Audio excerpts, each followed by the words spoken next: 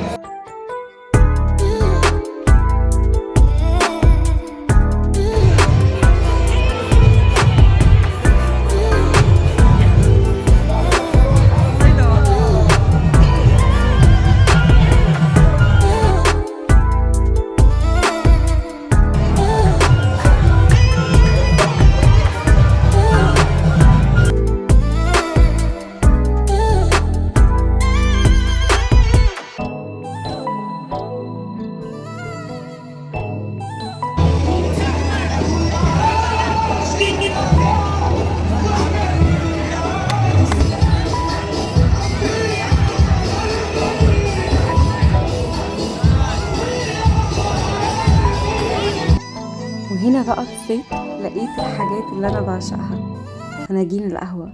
لا وايه، ام كلثوم، فيروز، عبد الحليم، يعني كمية فناجين شكلها تحفة. طبعا ضعفت كالعادة واشتريت فنجان لأم كلثوم.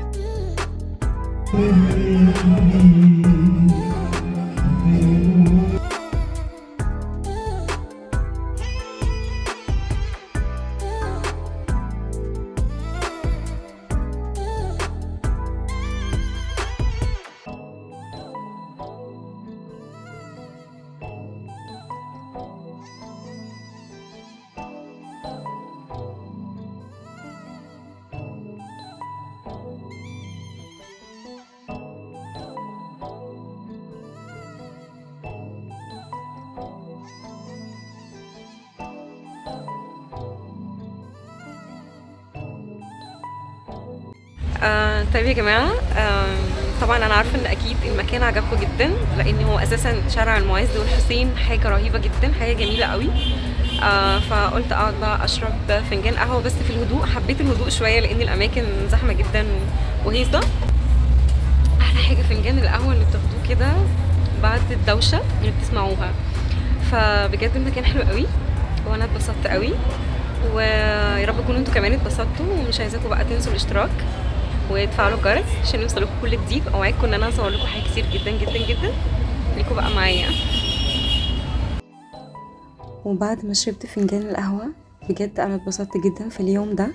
والميزة ان بجد المكان فيه شيء غريب من الراحة، فيه راحة مش مفهومة. واحلى حاجة كمان ان هو مكان بجد بيشرف مصر جدا، ودايما السياح بيجوا لازم يزوروا الحسين. ف يا رب تكونوا انتوا كمان اتبسطتوا زي ما انا اتبسطت. وهرجع اقول لكم متنسوش بقى تشتركوا في القناه وتفعلوا الجرس عشان يوصلكوا كل جديد. اشوفكم على خير. باي باي.